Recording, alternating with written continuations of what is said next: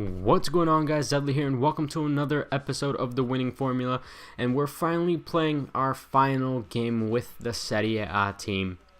And overall, these teams have been really good. We've only lost one game with one of the teams, and that was the BPL team. And it was a game that we just as easily could have tied or won if we had played a little bit better. But we didn't, and we lost by 1 goal, and that's essentially it. We haven't had a massive loss with any of the teams, and I feel like we've had at least one massive loss with every single one of the teams that we've used so far. So it was pretty cool to actually go through essentially 2 entire teams with minimal losses.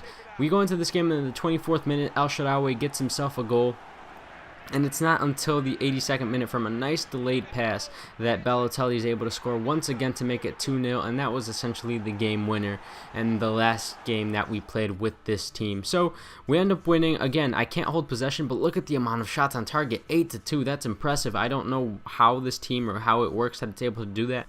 But we're done with both of the teams, and as usual, we're going to do a little team roundup so that you guys can see what teams are definitely worth buying. So check it out. Alright guys, so the team has reached the end of its contract, same with our Bundesliga team, and this is the way things are looking. These are some of the most amazing teams that I've ever used. I am not even kidding. Let's start off with the strikers.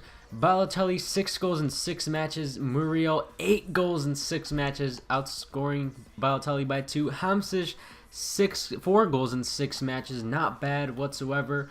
And Cuadrado, 2 goals, 6 matches. I keep reading that backwards, but one of those goals was an absolute stunner.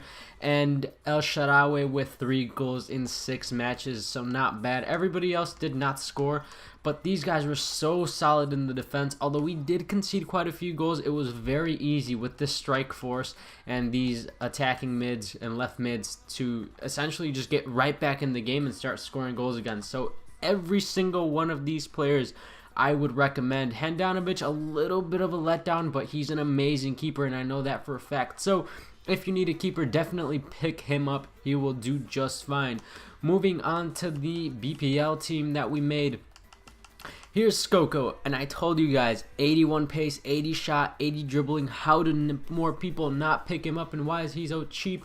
Let's check out what he did. 7 goals in 6 matches, and one of those was a stunning free kick from about 31 yards out, I believe it was. 4-star weak foot, 4-star skiller, and you guys saw him score some amazing goals in the matches. So I don't know why he's so cheap, but if you need a striker, a BPL striker, and you want one with pace, with shot, with dribbling, with skill moves, with free kick accuracy, this is your man. Pick him up.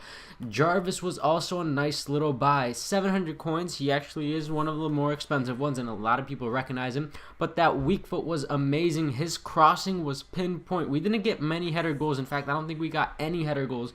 But his crossing, every single time I did it in game, pinpoint accurate. Guys, amazing. Definitely pick him up for that left mid position. Who else? Arnautovic, he was a little bit of a letdown. I thought he was going to be better. He simply wasn't, and there's nothing you can do about that. You know, 6 matches, 1 goal, not too shabby, I suppose.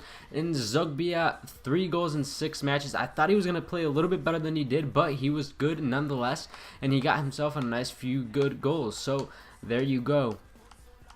As for everybody else, the team just felt amazing. Once again, I wouldn't recommend every single one of these players. In fact, I would really just recommend the striker, the left mid, the right mid, and the attacking mid, if anything.